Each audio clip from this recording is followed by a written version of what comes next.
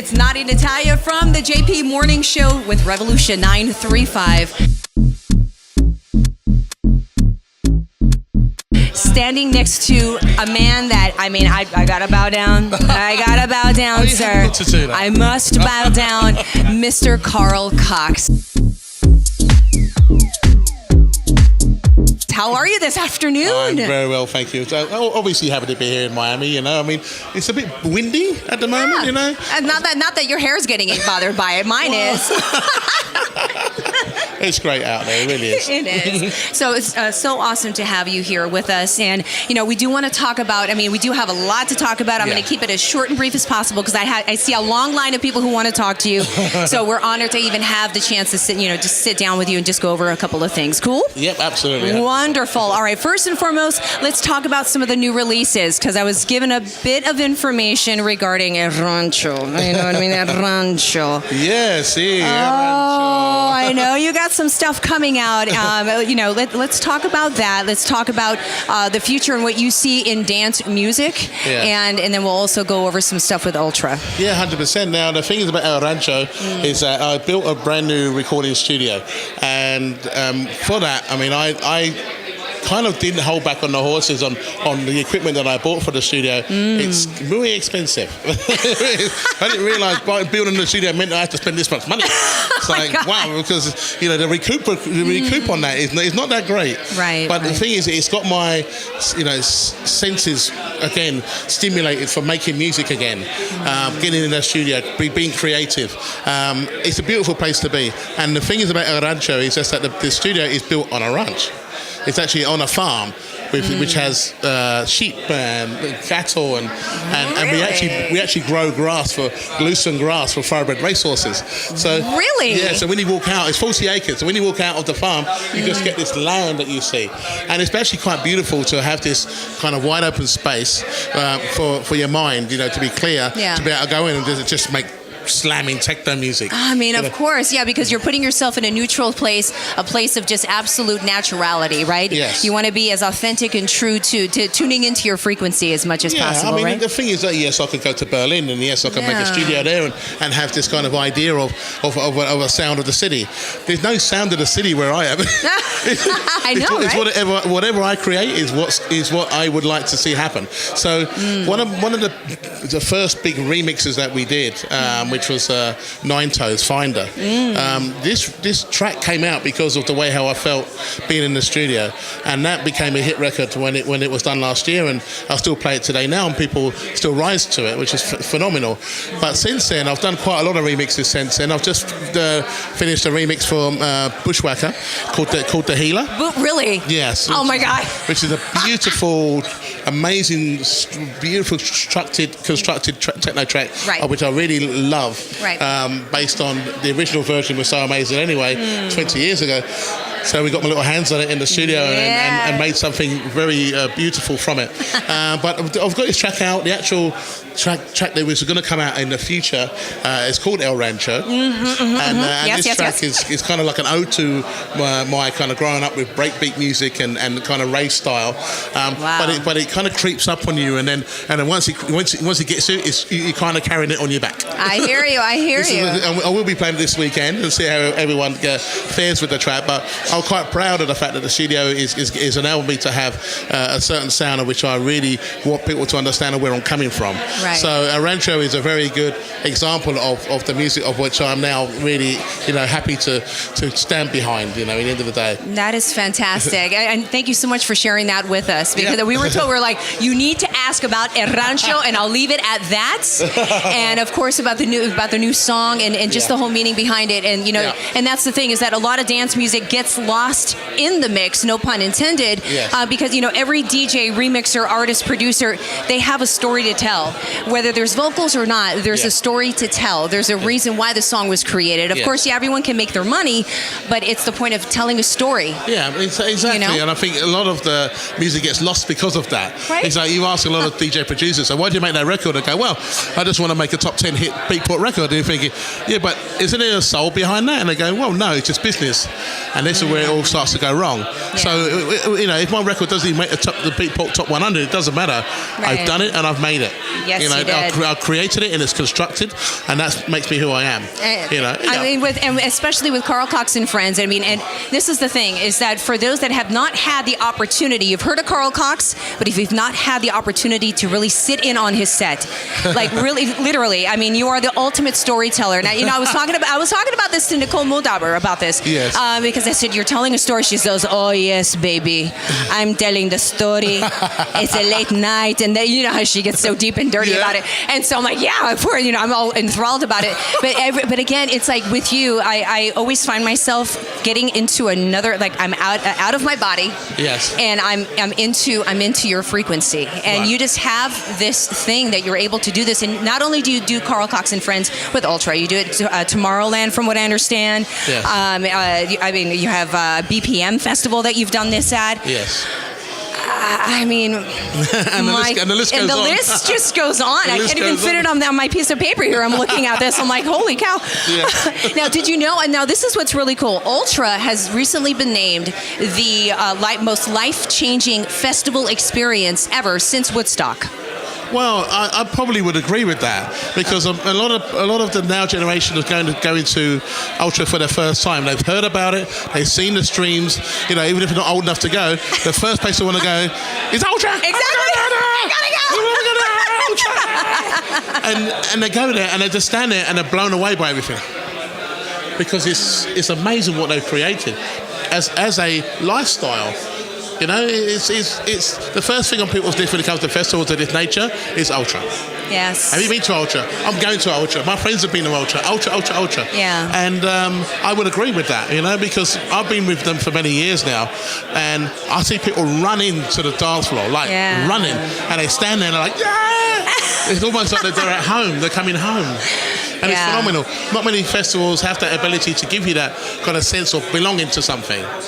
And Ultra has not only done what they've done in Miami, they've done what they've done all over the world. Exactly. It's connecting everybody with what they believe is something of which is warming, is something of which you feel comfortable and safe around, you know?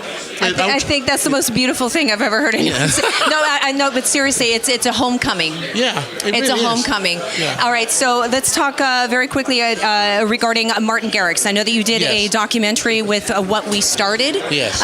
Please elaborate a little bit more about how this happened, because this is fantastic. Yeah, well, the thing was between the ideas or the story parallels, because his story, you know, with how old he is. Yes. You know, his father helped him to get to where he is today and continues to help him to be where he is today. Yeah. But my father was always like, get a proper job. What do you think you're doing? You know what I mean? This is going to amount to nothing, you know? And I proved him wrong, you know? And I got to where I am because I believed in my own self that I was able to continue the quest of sharing the love of music. Now, the thing is, me being who I am and the age that I am, I mean, Martin, I've got like 25 years on him, you know what I mean? He's got a bit more than that. We both do, my friend. You're not alone in that arena. You know, and it'd be nice to see, you know, like someone like Martin who has the greatest ability to be able to carry on the ideal of if a DJ is going to get, and the producer is going to get this much attention, he's going to be one of the catalysts to get where he is from now to in 25 years to be where I am now. Yeah. And I mean, he is very, very popular as a DJ, but I've done so much groundwork. Yeah. You know, he's almost gone to the top without the groundwork. But I did the groundwork and got to the top.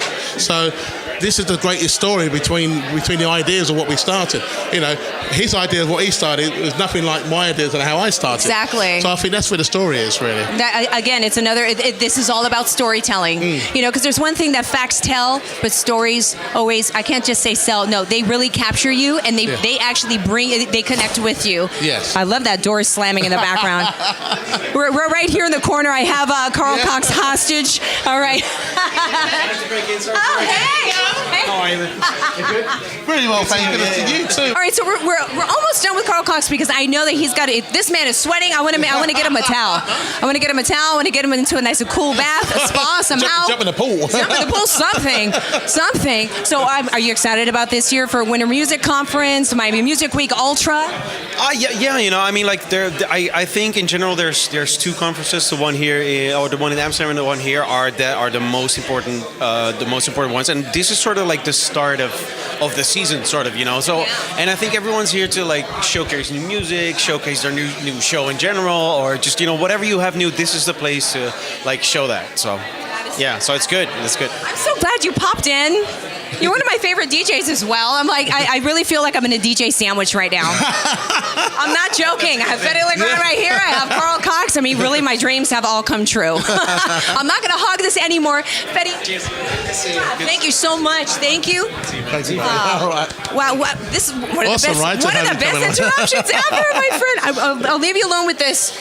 But listen, the relocation of Ultra. Yes. And listen, because you have been such a humongous part of the support, of the creation, evolvement of Ultra. Yes. And now it's in this new location. I know that Russell and the guys have really been doing what they can to accommodate. Yes. You know, it has been one of the toughest challenges, but then again, what have they not been challenged with that they've been able to overcome to bring the festival?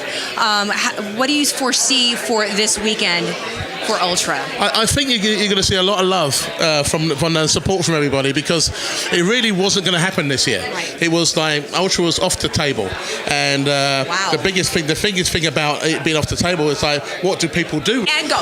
Yeah. So the thing is about these guys is that they really worked hard to not let anyone down.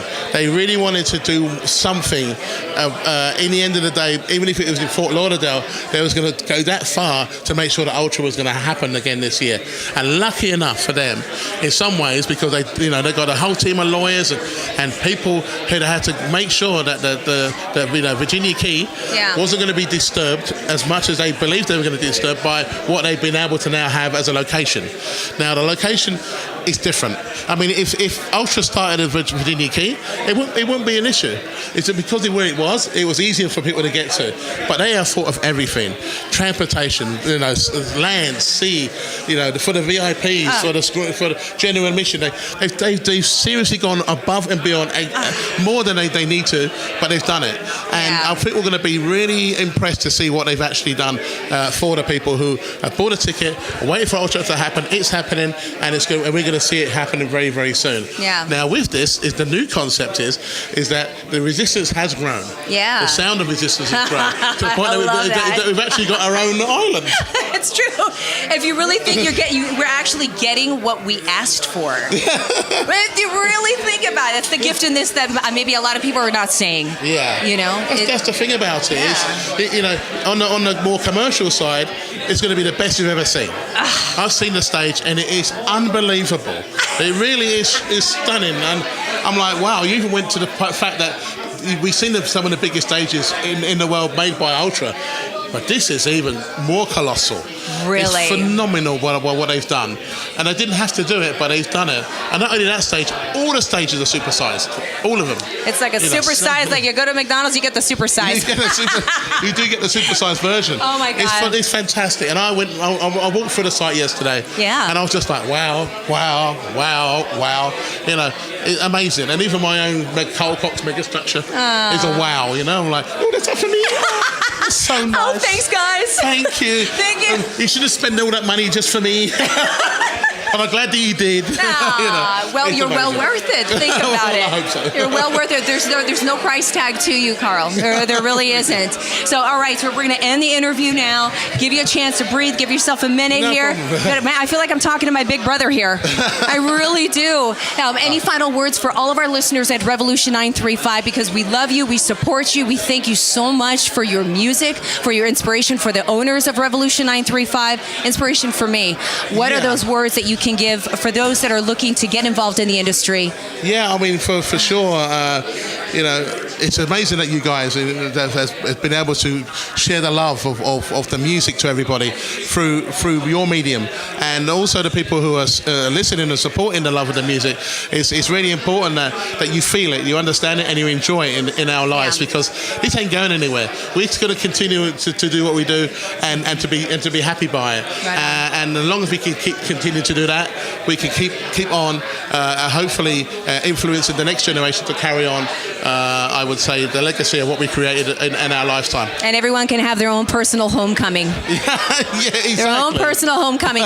Mr. Carl Cox, in honor, again, I'm going to bow down to you. I'm going to bow down. I'm bowing down, my friend, in a big old hug.